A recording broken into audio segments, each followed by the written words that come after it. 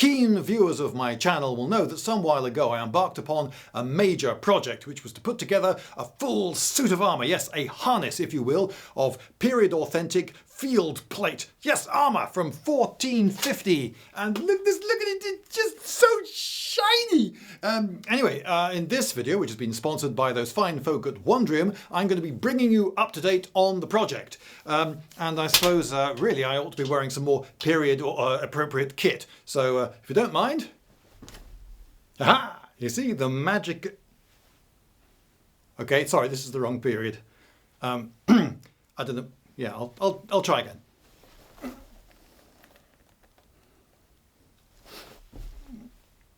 Oh, now you're just taking the piss. No. Oh no, that was. Oh, for goodness sake, this is where I started! I'll have to go round again. I'm going to sue that wizard. No. Next one. Yes. Okay, right, this is the one. So this is roughly 1450 soft kit, and this is my arming doublet. And, well, let me show you its features. Right, the soft kit.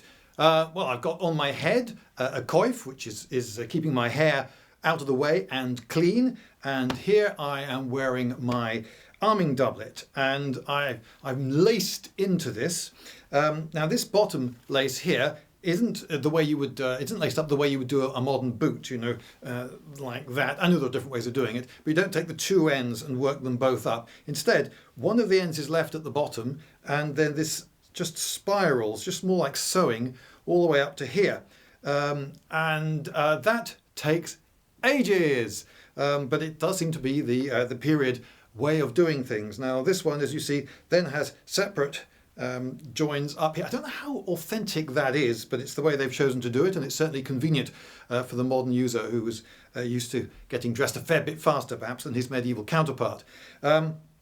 It is quite awkward to get into this on your own. I've just left this wrist one undone. You see, you can't have this wrist flapping around under your gauntlets, so you've got to thread these aglets, which at the moment they're just modern plastic aglets, but I'll have to do something about that one of these days. Not really sure what. Perhaps I'll stick metal aglets. So these laces here, points as they're more properly known, these have got the proper metal aglets on the end. Aglet, the little thing on the end of a lace to make it easier to thread through a hole. So there's one through, and there's another through.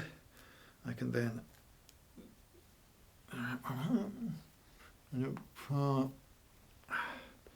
pull it tight.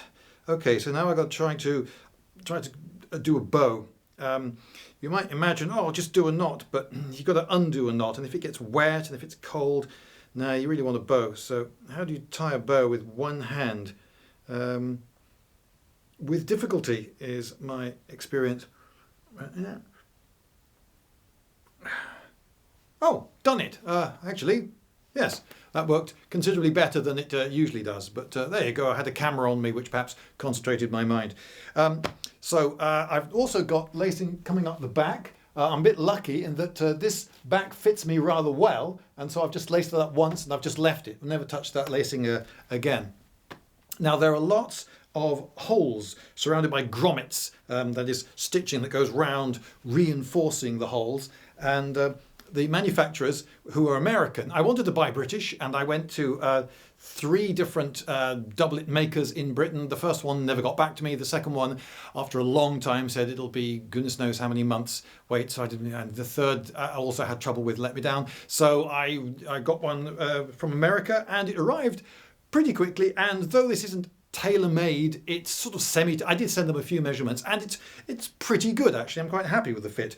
And an important thing to know about an arming doublet is that it doesn't rise up when you move your arms around. If you grab the front of a modern suit and do that with an arm, this hand will come up with it, and the shoulder pads will sort of come up like that, and the collars go up into your, and the button, you've got a button there that just that comes up, and everything looks terrible on the modern suit if you do that, because of the way they tailor the arms. They put the seam there, And they tailor it such that it looks terrific as long as you hold your arms at that sort of angle. But as soon as you do that, everything goes wrong. Well, this has got a very big, deep arm socket. And that means that I can move around without the torso part of this moving all over the shop. It stays exactly where it should be. So this is the way a jacket ought to be, frankly. Much more comfortable and practical. Anyway, I was talking about point. Oh yeah, so there are holes. There are three heights of hole here going all the way round. They didn't know how many tassets and things that I would want to join on, so they just, as standard, put in loads of holes there, and there's a row of holes up by the shoulder, which again comes as standard. But there are certain which I needed for my specific bit of armour. Some of these shoulder ones weren't in the right place, and I needed elbow ones here. So when I was at the armourer, trying the armour on, we marked where the grommets, the holes should go, and I've got 4 there, and an extra pair at the shoulder either side that I've added. So all these will be holding on the various bits of armour. And it takes quite a while to sew a grommet, and there are a fair few of them, and getting hold of these points as well took a while. I've got some very nice authentic points with brass tips and tiny little rivets, and they've been authentically put together using a lucette. Now there's a whole video in that actually, but for another day I think. So there's your arming doublet. Now there are things to go on here, first of which is possibly some padding. Now padding is necessary because this breastplate, which goes, you've probably guessed, there, it sits on my collarbones, something awful. And though I'm yet to run about in this for any length of time and try it out in battlefield conditions, just standing in it for 20 minutes at the armourer's had this effect on my collarbones. Yeah, that was just standing for 20 minutes did that. I did a number of times point out to my armourer that the breastplate was resting very uncomfortably on my collarbones, and anyway, he never really came up with a solution for it, though he did moot a few. So what I'm going to have to do, I think, is add padding to this doublet over my collarbones. I'll just get a pencil and draw where my collarbones are and add a pretty substantial pad there and there, because otherwise I'm going to be very, very uncomfortable. I don't think that is, if you like, the proper solution for the problem. I think really the proper solution for the problem is to get a breastplate that fits properly, but I haven't got one of those, so I'm going to have to pad this a little bit further. Now I'm wearing authentic trews, underneath them authentic brays, underwear, brays. Oh yes I am, but I'll spare you the sight of my putting those on. Now the trews, I had to wait something like 7 or 8 months for these trews to arrive. I bought them at Torm, the original reenactors market, and the seamstress took so many measurements round the ankle, round the knee, length of shin. I'm just writing it all down in the book, and she was really careful. We had quite a long discussion about the measurements, but okay, it was all in the book and it was all going to be fine. Now 3 times in my life I have had tailor-made things in the trouser department, 2 pairs of trousers for dancing Lindy Hop in, and these. And ironically, or annoyingly, if you look at it more from my point of view, these are the 3 pairs of trousers that fit me the least well. One of the pairs of dancing trousers I couldn't get into. I managed to get them altered a bit, so now they're not a great fit, but at least I can get into them. The others are really tight and disappear at my backside somewhat. And these trews are almost completely useless. I think I'll probably, I don't know, sell them, or I don't know what I'll do with them. I can't do a high kick. I can't get my leg above that height. Well, I mean, I could, but there'd be a horrible noise if I tried. And if I bend down, you get the worst case of builder's bray that you've ever seen.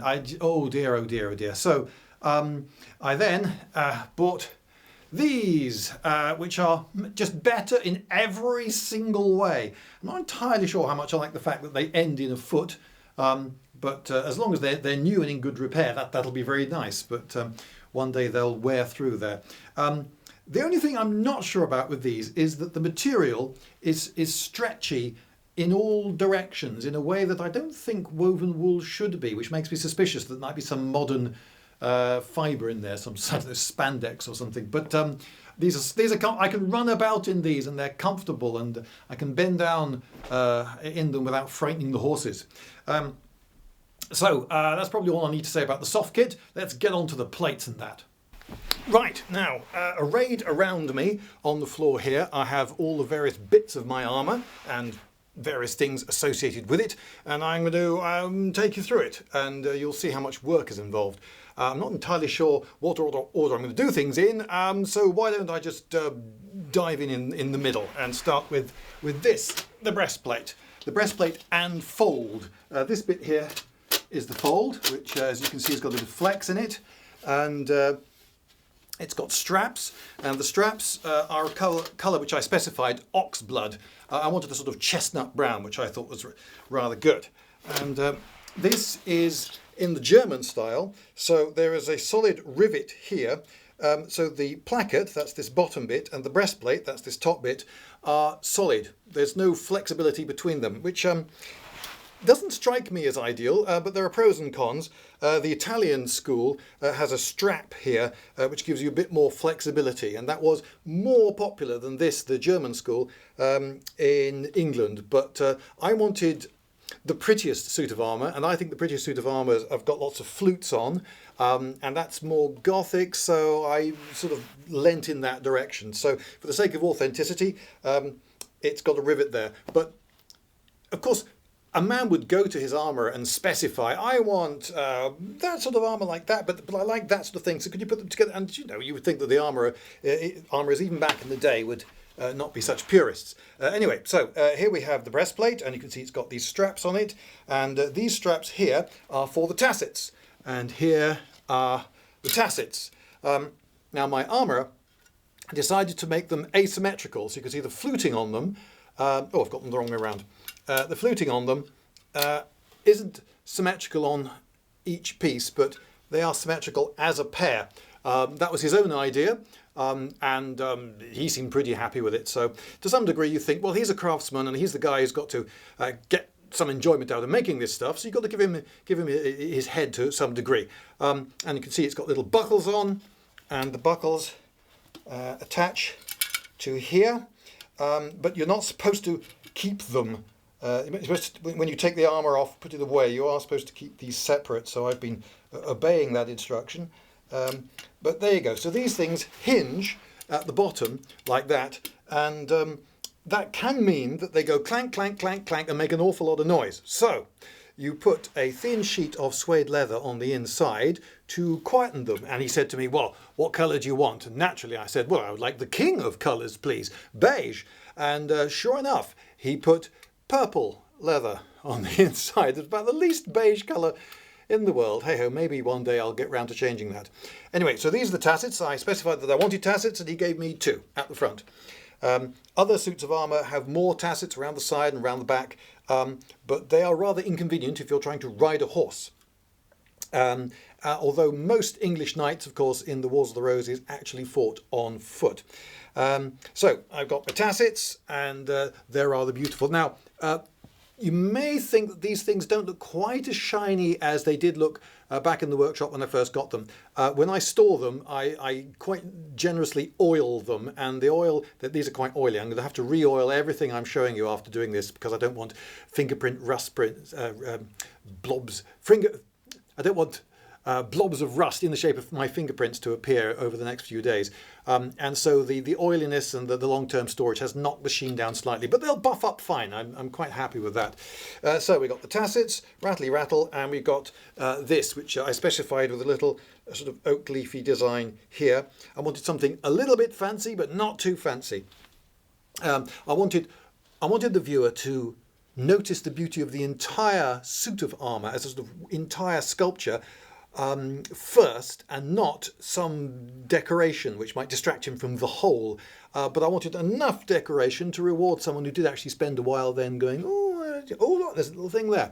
Anyway, okay, so there you got the front, the breastplate at the top, the placket at the bottom, and the tassets. Marvellous. Okay, so that goes, and the fold, which is the bit in between, all on ox-hide leather. And going behind that is, yes, you guessed it, the back. And so this is the back, which again follows my design, the way I specified the fluting, and I'm very happy with that. I think he's done a gorgeous job. These flutes are not just beautiful, 3 each side. I wanted a recurring number of 3 throughout the suit of armour. But also, can you see how the flute carries on from one piece of metal to the next? And he has very precisely followed that. He's very good at that. I'm not entirely sure how difficult that is to do, but I imagine it's fairly difficult to do. And he's done a cracking job. And you can see how this, to some degree, looks like a tunic. It looks like a piece of cloth. The flutes are a little bit like folds in a piece of cloth. Imagine if you had a belt around a tunic, it would be drawn in and you'd get lines like this. And of course, this will be worn with a belt, which my sword will hang from. So this does look a little bit like civilian clothing of the day. And this illusion is particularly strong up here, because you see there's a plate there, which is completely unnecessary. This does not have to be separate with lines of rivets. That could have been one with that. It's just a continuous plate. But this is quite typical of armour of the time. So this is the tunic, and this is the undershirt that the man is wearing, rendered in metal.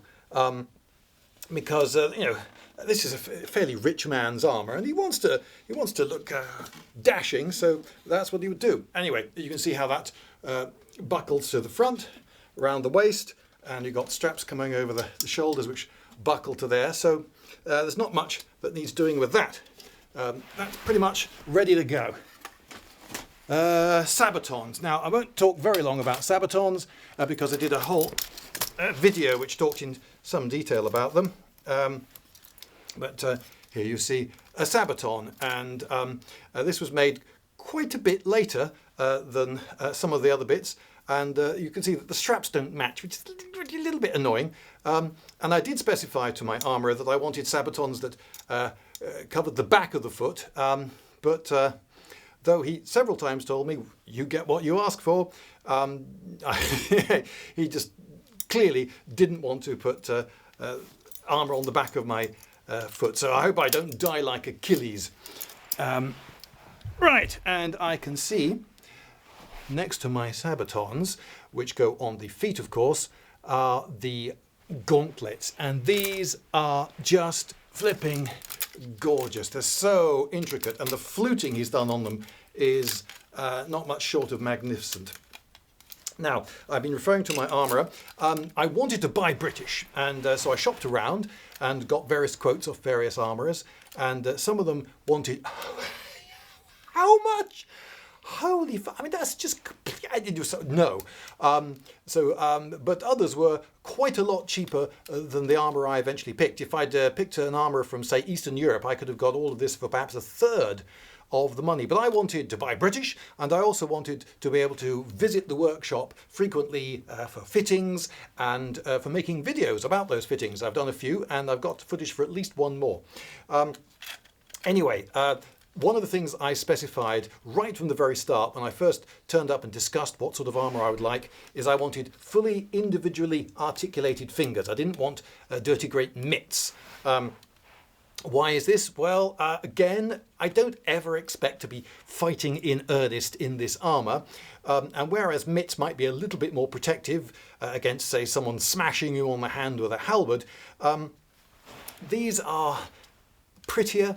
And if I'm trying to make a movie, if I'm trying to make a film, and I want me as an actor playing a part, pick something up, manipulate it, and so forth, individual fingers will be pretty handy. I think they look better on camera. And if you're an adventurer and you have to do claiming, and then you open the chest and do all the things that adventurers do, well, you want fully articulated fingers, don't you? And one thing I like about this style of gauntlet, it comes high up the arm, and it comes to a point here, which looks nice, but also the other rival sword is the hourglass sword that comes out this way, all in one solid plate, and offers such a handle to an opponent to grab that and pull you around. Whereas this is quite difficult to get. Okay, if you grab the point itself, you've got, but otherwise you're going to just be grabbing a steeply sloping surface like that, or nothing along here. You can see it's got a pretty wicked point. Where is it? There. Over the wrist bone, and yes, that's what they look like. In fact, some Gothic gauntlets have pointy bits considerably more extreme than that. The thumb is not brilliantly articulated, but well, I'll find in due course just how difficult I find it to use the thumb. Partly I do have slightly weird thumbs that bend in a slightly odd way. I've also got a bit on the back of my right hand, how clearly you can see that, which sticks out, and if I get that bashed on a hard surface, that can really hurt. And I did point this out to him, and he said, oh well, he'll put a little raised bit there so it wouldn't, but he forgot. So so if I get bashed on the back of my right hand, it's probably going to hurt a bit. I'll put a close-up. Little love hearts cut out of it because they're pretty. Now, you'll notice that this covers actually an awful lot of the forearm, and it covers it on the outside, and even on the inside of the forearm, it gives you a fair bit of protection. So if you had no other plate on your lower arm, this would still cover most of your lower arm, which will be significant later. Now, at the moment, the gauntlets don't actually work. I can't actually get these fingers to work because the leather on the inside of these gauntlets needs to be sewn to a glove that will be permanently on the inside sewn to it, and that I am yet to do. I've got the gloves. I got the gloves ages ago. In fact, I've got more than one lot. These are beautiful handmade deerskin gloves, and I have a rather sad thing to report. The company I got these from, Chester Jefferies, is closing down, and the reason it's closing down isn't that people aren't buying gloves anymore, or that they don't want bespoke gloves made to fit their hands very precisely, which these do, and oh, you feel so much more dexterous in a glove that fits your hand really precisely. That feels so good, so much better than the clumsy gloves I've spent my whole life wearing, not realizing just how dexterous you can be in a well-fitted glove. Yeah, so people do still want these, but it seems that the reason they're closing down is they can't get people willing to be trained in how to make these things. People don't want to become glovers anymore. So that's a bit of a shame. It is still possible to get bespoke gloves, but you have to go to an individual and who will charge you quite a lot of money, whereas Chester Jefferies was a reasonably large factory making bespoke gloves at such a volume that they were fairly affordable. Anyway, so the thing with these gloves is that they have out seams. So I'll put a close up here. The pieces of leather that form the fingers have the seams on the outside of them, which means that I can get a needle into that bit of leather which sticks out, which I can then sew to the leather on the inside of the gauntlet. Now that makes perfect sense for the middle two fingers, but of course the outer finger here has no seam on the outside of it. So what do I do there? I can see that if I put the stitches in the wrong place, I can see myself just going like this and ripping a chunk of leather out of the side of the glove if I'm not careful. So I still don't really know quite how I'm going to go about that, but that's one thing that lies ahead. These are beautiful, soft, but quite strong deerskin gloves, which are authentic. That's what a knight would have worn back in the day. To go with my Sabatons, I've also bought myself a pair of spurs. Now these are, in fact, I was going to get the armour to make them, but there was definitely something of a mix-up there. We had a long conversation about what sort of things he would make, and we agreed on a price, and then later he said, "You never asked me to make spurs." Yeah, I did. But anyway, it doesn't matter. These are perfectly authentic to the period, and they were actually quite cheap. Well, I mean, for what they are. So next, I think I'm going to get a pauldron. So here's a pauldron. It's got a strap that you stick your arm through there, and the big bit goes on the back. That's actually protecting the shoulder blade, and it's got a piece of leather at the top here for lacing it onto the shoulder. So that's where my holes that I've put up here come in, and using points, I've got an awful lot of points. I've deliberately bought at least twice as many points as I need, imagining that I'm going to have a lot of snappage and the like. So those will be held on with points. Now, it is possible to thread points on yourself, but tying stuff up here by the shoulder is really awkward, and that's where a squire will save you an awful lot of time. So this goes, protects the shoulder. It's a spalder is a very similar thing, but imagine it's essentially a small one of these. It doesn't have the big flappy bit over the shoulder blade. I specified these flutes and these scalloping bits, but it was actually the armourer's own inspiration to put these tiny little nicks in as well, which I was thinking like fish fins, but now with those little nicks, they're also reminiscent, I think, of feathers. Now, hort pieces. These are the hort pieces. And I saw the film Excalibur. I was hugely inspired by it. I probably wouldn't have wanted or got this armour if I hadn't seen the film Excalibur. And the film Excalibur is hugely inspirational, not just to me, but to so many people. More people have told me it's their favourite film of all time than of any other film. And time and time again, I meet someone who's involved with this hobby. Pretty much every armourer I've spoken to said what got him into making armour was the film Excalibur, including my armourer. Well, anyway, in that film they have huge, like Arthur when he gets married, he has these huge hort pieces up here and they look fab. Unfortunately, they are completely impractical because if you raise your can you see what happens here? As soon as I raise my arms, this comes up and hits me in the side of the head. Well, I can just about grasp something above my head now, although you've got to remember if I'm wearing a helmet, my head will be bigger. So this, though it may seem it's rather far out and angled and low, this is the absolute biggest you can get away with. And even this may be too big, so I may end up one day taking these off. One reason I might take them off, however, is that there are some rather dodgy braces on the inside. Again, see the close-up, and that's clearly a modern bit of metalwork. And I've no idea why the armourer did that, because it seems to me perfectly easy for it to have been a continuous plate, heated up and then bent at 90 degrees, job done. But for some reason he has brazed them on as separate bits at 90 degrees. So it's a weak point, and it's also something I can see as I look down. What I see is modern brazing. They look a bit like not terribly good welds. Maybe I could cover them up with a strip of leather or something. But anyway, I've got a feeling that when I've worn these for a while and I've been trying to fight with the helmet on, I may find that they're just such a nuisance that I end up getting rid of them. Which means, of course, that there'll be holes where the rivets were, but I can then just put rivet heads in that don't do anything, just rivet heads just to fill the holes. But anyway, pauldrons, and I think you'll agree, the back part of these pauldrons is flipping beautiful. Although I found already that these bits here get caught in the armholes of the back and breast, so that's going to be a bit of a menace, but what can you do? And obviously there are two pauldrons, but the other one's just the same, but the other way around. I won't bother with that. Transporting this armour can prove a problem. This is the box I keep it in, and I do worry about how I'm going to transport this on my bike.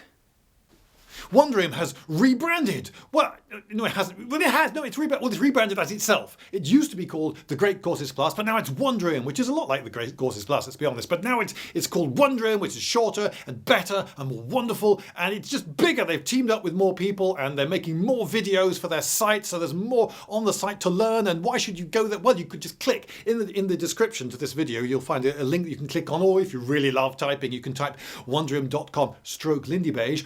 Why /Lindybeige? Well, because then by following that link, you get taken to a free trial offer, you see, and then you can try out the site for yourself. Now, you're someone with curiosity. I mean, you're watching one of my videos, so you must have some curiosity, and maybe you want to learn about history or geography or science. I'm a big fan of science, because, well, it's the best way we have of finding out stuff. Anyway, if you are curious about whatever it is that you're curious about, then you couldn't you? You could just do a bit of Googling, and then you end up with a couple of paragraphs by some anonymous person on Quora or Reddit or something, or you could type it into YouTube, and then you're very likely, aren't you, just to get some young presenter who's just reading a script. He or she doesn't know a thing thing about whatever he or she is talking about. But wouldn't it be great if you knew that the person talking is actually an expert, an acknowledged academic working in that field, a distinguished professor perhaps from a distinguished and august university? Ah, that would be good. Well, you can. You go to Wondrium, my sponsor. So what you do is you go there and have a look around the site, and for the free trial period, you can do so for free. There's an unlimited number of lectures you could look at.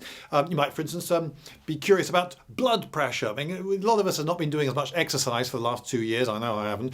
And perhaps you're thinking, well, I'm a little bit worried about blood pressure, my blood pressure. I'm not as fit as I used to be. But there's so much rubbish on the internet. If only I could see a video by some acknowledged expert on it, then maybe I'd get some reassurance. Well, you can, because they've got a lecture. Look, here you go. And this is someone who talks about blood pressure for a living. So why not listen to what she has to say about it? And I don't think this is the top, absolutely the best example of the sort of scholars' cradles that you can expect on the site. She's got a very relaxed front interlace there, which she keeps swapping for no particularly good reason into a finger prison. Bit of parallel waving. But she's really put in some effort, and I just think with just putting in the hours, she'll get there. So, one of the things, for instance, she told me that it's very common to make the error of, I ought to get my blood pressure measured. And so you run, I'm going to be late. And you run and you get there, but you want to look cool, don't you? As you walk into the place where they're going to measure your blood pressure. And so you look cool as you stride in and you say, yes, nurse, hello, yes, that's right. I'm just a couple of minutes late, sorry about that, but can we take my blood pressure now? And then the nurse measures your blood pressure, which is not your at rest blood pressure, which is what they should be. You should rest for 5 minutes before, but instead your heart's going dum dum dum dum dum, and you get a completely useless reading, which is why they like to you to go in twice, and they measure you twice, and they like to sit you down for 5 minutes first. So don't make that error. And if you avoid that error, then you might avoid a lot of anxiety too. You see, you get to know this sort of stuff when you get explained to you by people who know what they're talking about, not just some young presenter who's reading from a script. Who wants that? Anyway, so Wondrium, give it a go. Okay, so now Greaves. Greaves are the bit that are. These are particularly difficult to make for a host of reasons. One being that they just have to fit really well. And my armourer was particularly anxious that I come in for not one but 2 fittings for the Greaves, and he was also very happy with the fit once he'd got it. And now then, the reason I hesitated there is I had to think to myself, is this the left greave or the right greave? I'm pretty sure the straps go on the inside of the leg, so I'm putting it the right way round. And, oh, crikey. That needs to overlap a lot more. And what's happened there is my trews got caught in them. There we go, that's better. Right, now, this is something I can put on myself without too much trouble. And they have 2 hinges on, and one is there and one is there. These are at the high point, so the metal comes out, then goes in, and then comes out again, and on the 2 high points are where the hinges are. And you'll notice that there's only 1 rivet either side there, so it's got a little bit of play in it, which is necessary. If you had a hinge that went all the way down, these wouldn't open properly. Think about it. It's got a little pin on it, which attaches it to the knee, the Pauline, which is on the cuisse. And here is a cuisse. And are these not beautiful things? Again, oxblood straps, and a fair bit of articulation. Now, these lames at the top here don't actually move. They seem to be just for decoration. Oh, that one moves. That one. But these are solid at the back. And this fluting pattern, I designed it myself. Thank you very much. So it's not based on any specific suit of existing armour, but it's reminiscent of an awful lot.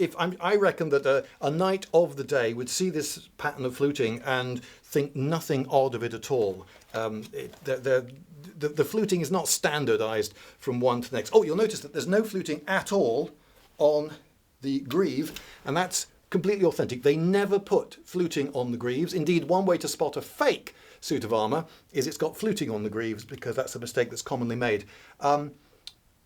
We don't know exactly why it is, but don't forget that a lot of, again, fashion in clothes, a lot of people wore stockings and the like, and so the lower leg would look smooth normally with the clothes that people were wearing of the time, and to have well-fitted trews at the time would have been good. So it was the look they went for.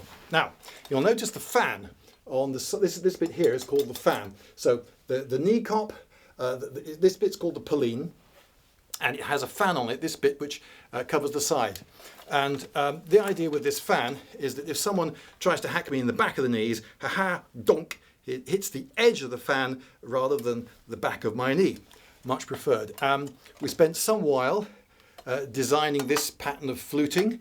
That's not exactly what I specified, but what the hell. It's very nice. And again, you've got 3 flutes, that repeating motif in the armour. Now, when I first went to my armour, I didn't know exactly what I wanted, but there were a few things that I was sure about. And one of these was that I wanted this style of fan on both the knees and the elbows, and for them to match.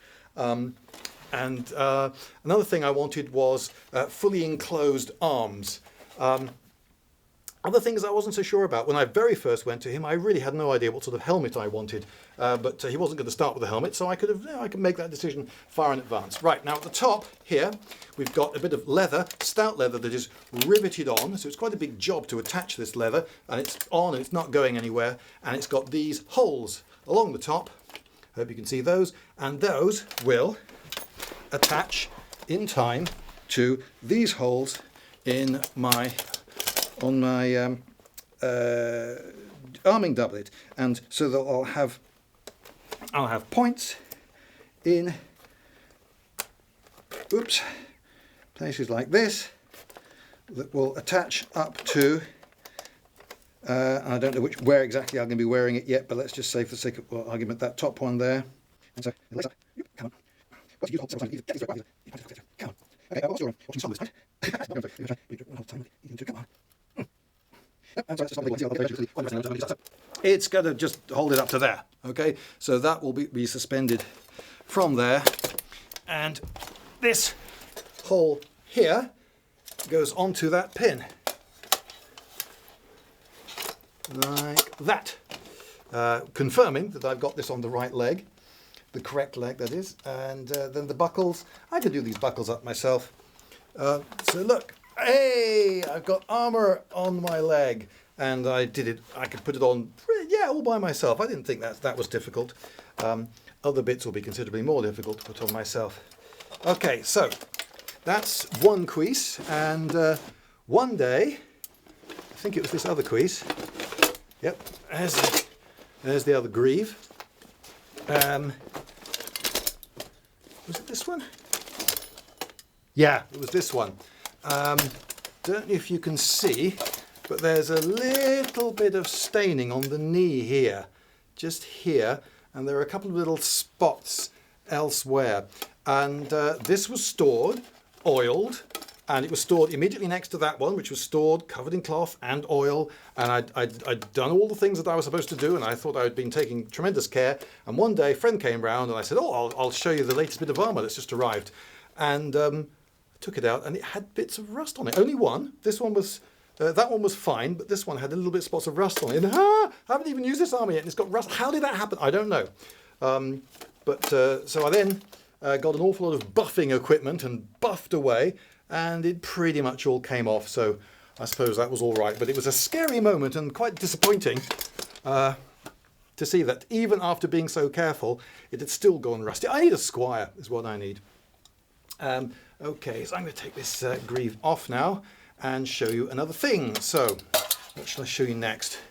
I think I shall show you the... Ow! Shut on my finger. I shall show you these, the elbow bits, so the elbow cops or couters. Now then, you'll remember that I specified to my armourer that I wanted a fan to match, and that would be reasonable for a 1450, which is the date I was going for, suit of armour. So that's late Hundred Years' War or early Wars of the Roses, although admittedly very late 100 Years' War, but what the hell.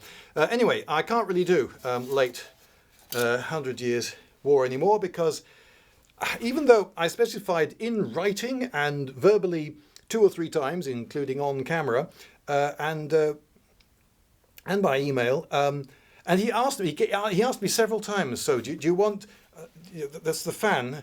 He made it very clear that he preferred this sort, but I said, no, I want the sort with the fan, because that's what I've been dreaming about.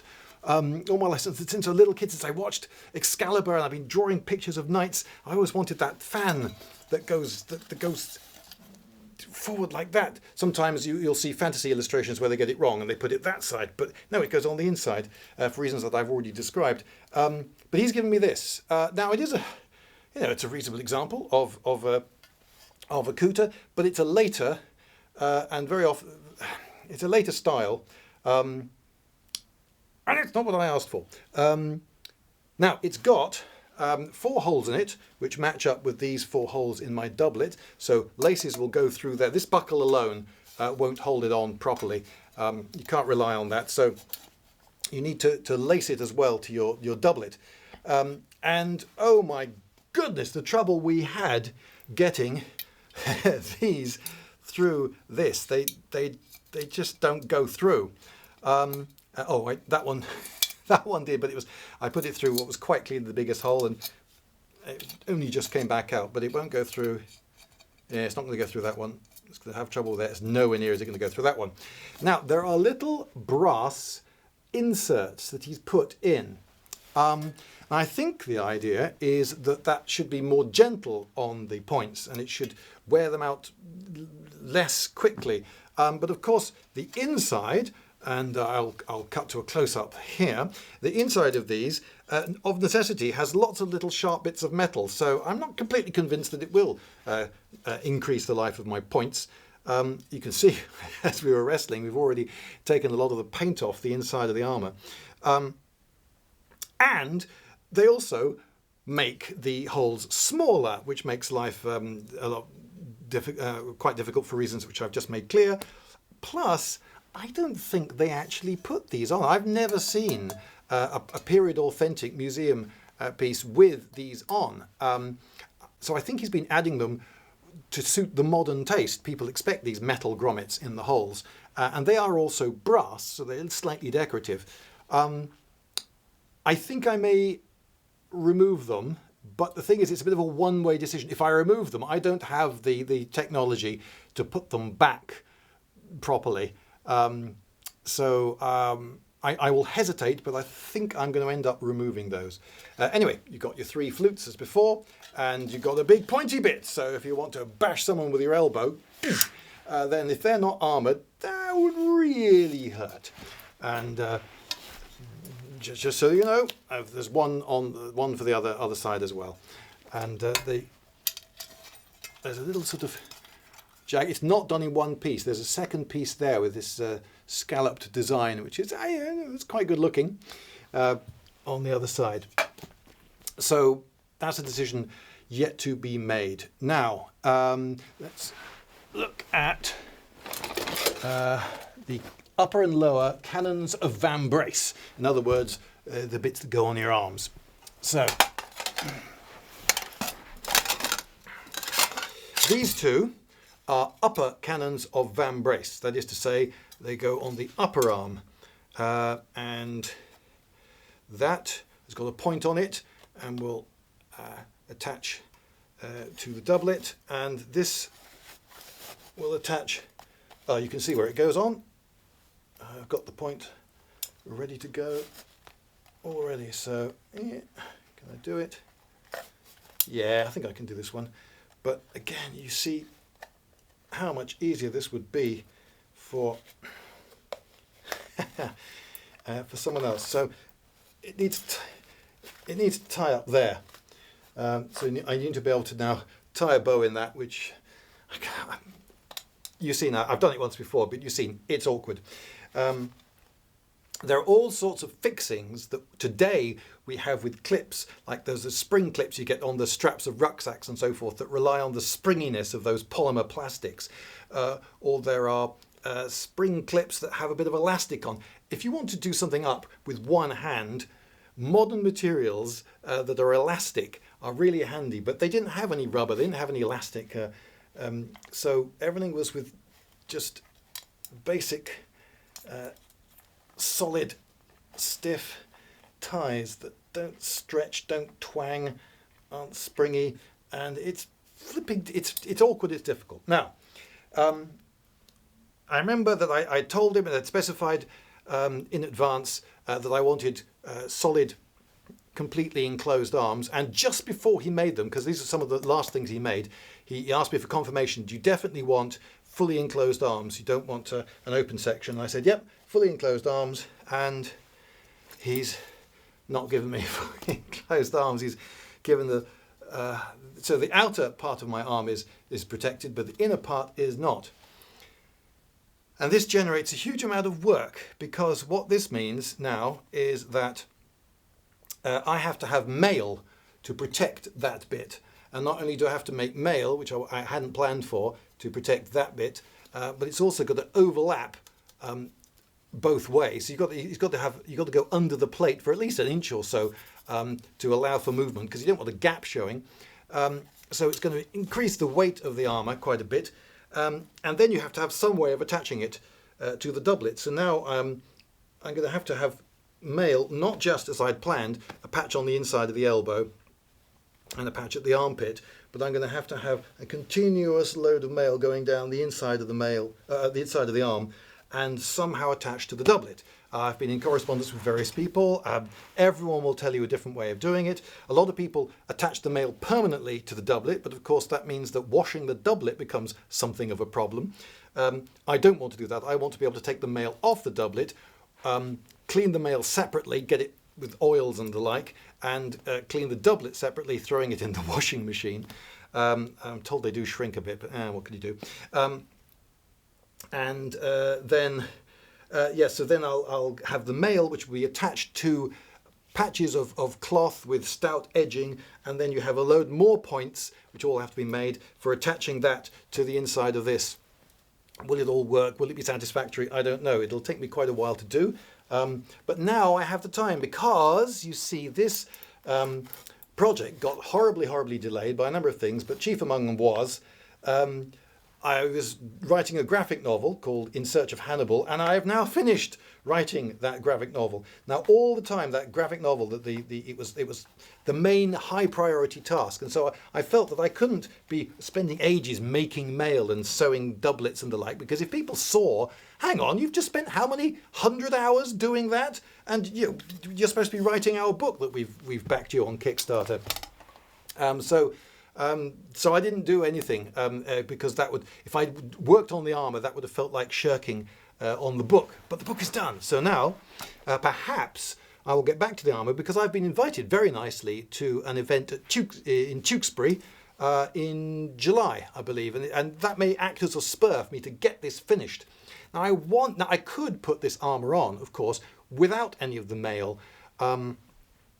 And perhaps not brilliantly well anchored to the doublet, but I want to do it. I want to get everything right. I want it all finished, because, well, that's the sort of guy I am. Anyway, now you remember I said earlier that the gauntlets protect an awful lot of the forearm, even without one of these. This is a lower cannon of Vambrace, which I notice has got also the wrong colour leather. It doesn't match. Maybe I can get some oxblood dye and dye that. Anyway, but it's got beautiful fluting, which carries over. It stops, but it carries over for a bit. This is, there's a sad tale that attaches to these, because I had specified right from the start that I wanted them, and he did not give me fully enclosed lower cannons of Vambrace. He just gave me little gutter ones, which just covered one side of the arm. And I said, look, I had been very clear about this, and I had paid him quite a lot of money for the whole suit, and he had told me a number of times that, what I say goes, and I had been very clear about this. So I sent the gutter arms back and said, look, could you put the insides, could you make them a complete piece, please? And as I look now, I see that, yeah. Anyway, And then he sent me them, and I said, well, great, terrific. And then he billed me separately for them extra. And I said, now, look, you know, I'd let all sorts of other things go, that the elbows were completely different, and a number of other, and the upper cannons of Vambraces weren't solid. And there were, and another, oh yes, I'd specified all steel for the armour, and he said, I've got some brass knuckles. Would you like some brass knuckles? I've got some left over from an earlier job. And I thought about it. I thought about it, but I said, no, I'm going to stick to my guns. I want pure steel, the whole thing to be pure steel, just like the Oscar statuette is just one simple, whole, all one colour thing, and there's a beauty in that. I want this whole suit to be just pure steel, and it'll look great. And then he gave me brass knuckles. So, okay, so I got brass knuckles on those, and yeah, but I just put my foot down and say, look, you know, but I'm getting this. Anyway, so when I said that, he got the impression that I was not going to pay him any more money, and he sort of unilaterally fell out with me, and he said, I will not enter into any further correspondence on this. That's it, the end. So okay, he fell out with me. I didn't fall out with him, but he's fallen out with me. So if I want any other alterations done to this armour now, I think I'm probably going to have to go to someone else, which is a shame. But anyway, I now do have my lower cannons of Vambrace. And one of the reasons that I really wanted enclosed, enclosed arms, partly because Excalibur and because I didn't want to put mail down the inside of the arm, but also the forearm is a major target in a fight. If someone's hacking at you, he's constantly trying to just get within range of you and then get back to safety all the time. So things that stick out in front of you, like your forearms holding your weapon, are very often the things that get hit, and that is a vulnerable thing. So a big poleaxe or something coming down on your forearm is something that a knight will be quite scared of, and so they very often had belt and braces. They had not just a gauntlet, but I should try it. Both at the same time. Not sure. They're very correct on. So let's go. Inside.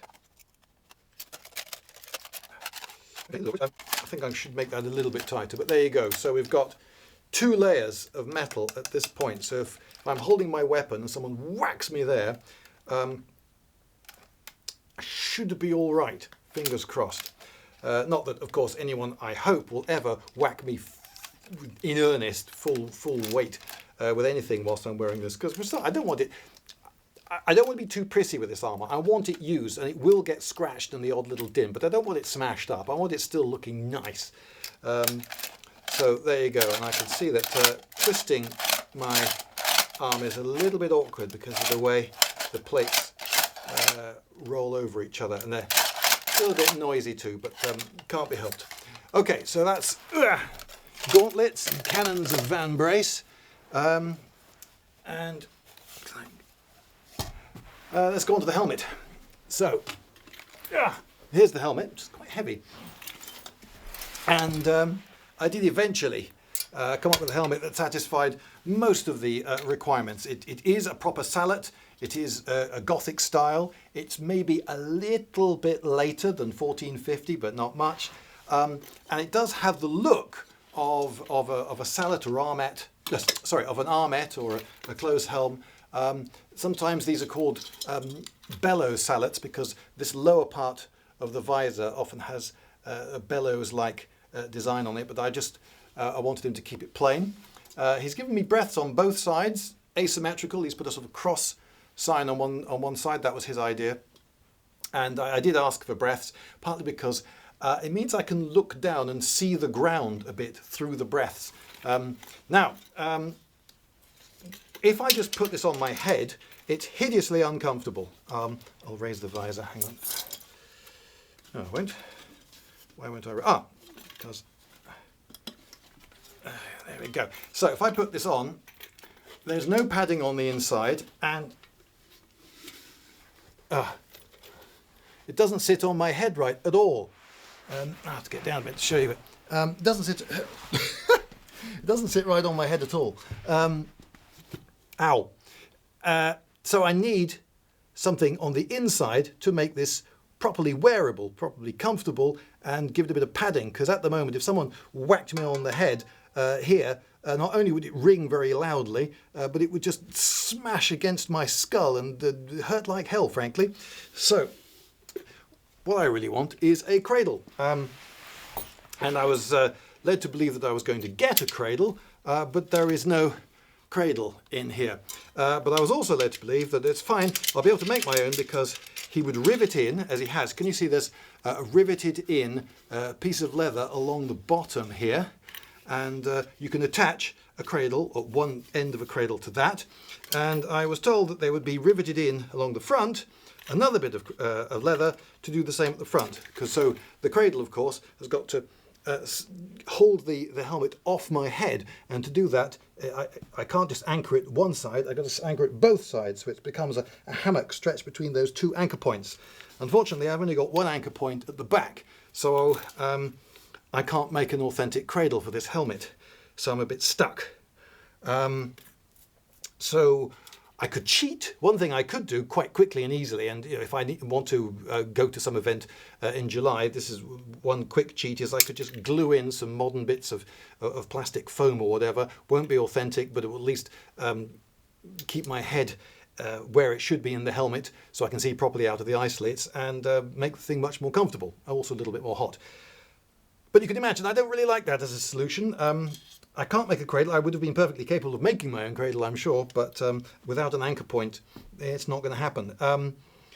So what else could I do? I could, I suppose, make pads out of wool and glue those in. How well that would work, I don't know, but I've got to come up with some solution that'll work, because I want to be able to use this armour. And to go with it, I've got the sword, Arnander, which I forged myself. There was once a plan to make my own scabbard, but instead I got a chap called Kindred Willow in Glasgow, who's made a nice job of that. And I've got the authentic belt with the proper period fittings to go with it. And so that looks the business. I've also got a stiletto. Oh, and just as you've got 3 flutes recurring everywhere, I've got 3 twists in the quillons and 3 flutes on the pommel of the sword. And I found a stiletto by Todd Cutler, which has also happily got 3 bits there and a twisty bit there, following the pattern. So this should look a good accompaniment to the sword, completing the kit. Only it doesn't complete the kit, does it? Because I've got the mail to do. Now, you may have noticed that none of this armour protects my backside or the inside of the legs. So there's a big gap here. Well, that's because I need to be able to sit on a horse. I'm a knight, a chevalier, a ritter, a rider. I'm someone who is expected to be able to ride a horse, and you don't want to ride up to the battle and then have to spend ages changing all your leg armour. So in the main, they didn't have armour in that point. Now, when I went to the lady to pick some trews, she said, what colour? And I said, well, of course, the king of colours, beige. And she said, no, probably not for your trews, because beige is quite similar to flesh tone. And from a distance, someone behind you, if you're wearing these, might think that you're naked underneath your armour, and that'd look a bit weird. And I did see her a point, so I went for green. So no mail on the backs of the legs. No mail probably on the back of the heel, although I suppose that is one way of closing up the Sabaton. But they did have mail elsewhere. So they would have a mail collar to protect the neck, because this Sallet has no bever, no gorget to protect the neck. So a mail collar is necessary. And I'll need mail under the arms, mail down the arms, mail on the inside of the elbows. And I need a mail skirt. So I've got a mail skirt. Oh, it's so oily. This is very, very oily. So there you go. I've got a mail skirt. This was made for me by the nice people at Kappa Pie. And it's a little miniskirt essentially, but it's heavy. It's flipping heavy, and it's got no split in it. So I'm going to have to, in order for getting it on and off, I'm going to need to put a little slit in it somewhere and come up with some way of fastening it back together again, and some way of attaching that. So a buckle perhaps, but it'll have to be a very small buckle because it's got to go under the armour and not make a nuisance of itself. And then I have to be able to suspend this from something, because otherwise this will work its way down and end up rather embarrassingly round my ankles, and you don't want that during a fight. So I have to make a suspender belt for it. And yeah, it is pretty much a broad belt that goes around you. I'm probably going to use canvas, maybe with leather edging, and then attach the miniskirt to that, and then come up with some, probably using laces again, way of attaching it together. So I need to make a suspender belt and make not insignificant alterations to that skirt. And similarly, the collar, also made by Capapai, is to go round my neck, and you may be able to perceive that there is a change in the weave in the top inch or so. So that'll be the stand-up part of the collar, which will go around my neck, and then I'll have to contrive some sort of buckly join, and I'm also going to add latten. They're called latten. They look like this. They are brass links to go around the edge of something. It's just decoration, it's just showing off really, but I like to finish things off nicely.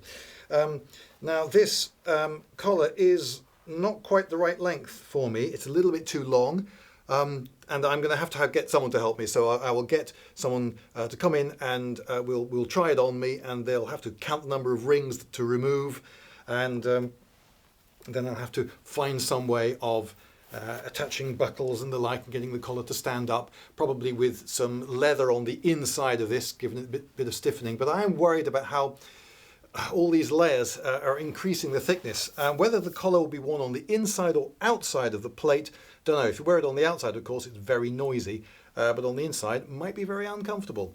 But it's important to me that an enemy who gets close doesn't slide a knife up my breastplate and then into my throat, because I hate that. So there's quite a bit of work to be done on this mail. Now this other bit of mail here I've got is as far as I've got on one of the pieces that will go in my armpit and down to the inside of my elbow. You can see that's quite a bit of work, and it's going to be quite some while linking with these specialist pliers, link by link, adding mail. Now these are specialist pliers that are designed for closing up the rivets, because this is riveted mail. So I have bought a load of open links for riveting and closed ones, and the idea is you link a closed one to another closed one with a riveted one, which means you don't have to rivet quite so many, plus the closed links are a little bit stronger. Hours and hours and hours of fun. I've already made a mail burney. There were 30,000 links in that, and riveting takes even longer. So, the joy of it. I suspect that the last thing I'll do probably will be the inside of the it's not quite a voider, but it's doing the job of a voider, protecting the armpit and the inside of the elbow and down the upper arm, because that's going to be an awful lot of work. So you can see that even though I've got all the plates, and it took 4 years to get these plates. When I first commissioned the armour said it would be 6 to 9 months. And I thought, well, that's quite a long time, but then, fair enough, it's a big job, 6 to 9 months. No, fair enough, 6 to 9 months, okay, fine. And he told me that he'd be working on a couple of other things before he could start mine, but then when he'd started on mine, he'd be doing nothing else until mine was done, and then he starts on the next customer's work. So he works in a series, not in parallel. However, over the next years, I attended various events like Fight Camp and met quite a few people who said, "Oh, right, how's your armour going?" because they'd seen some of the videos, and I would say, "Oh, well, it's taking a bit longer than I thought." And they said, "Oh, yeah, well, I was in last week for a fitting on mine. He's doing quite well on mine." And yeah, he wasn't working on my armour on his own. He was making several suits of armour at the same time. And every time I went there, I saw lots of things on the go. And so yes, it took 4 years to get the plates. So if you are going to embark on trying to put together a harness like this, do bear in mind that it will take a long time to get all the plates together, all the fittings you need. If you want it to work properly, it's really got to fit you. So you're going to have to go a few times to the armoury and get fittings, and then you're going to have to make an awful lot of mail and soft kit to go together, and you will have to make all sorts of compromises, because there are some bits that we don't really know how they did them, or we sort of officially do know how they did it, only modern people can't get it to work, and they find some other solution that works much better and it's much stronger and easier and quicker to do, so why not do that? There you go. I hope to get this together, and I hope to start making videos of me doing silly things in it, like, I don't know, running the wrong way up an escalator, or trying to get into a nightclub. Although, you know, I don't think they're going to let me in, not in Newcastle, with these gauntlets.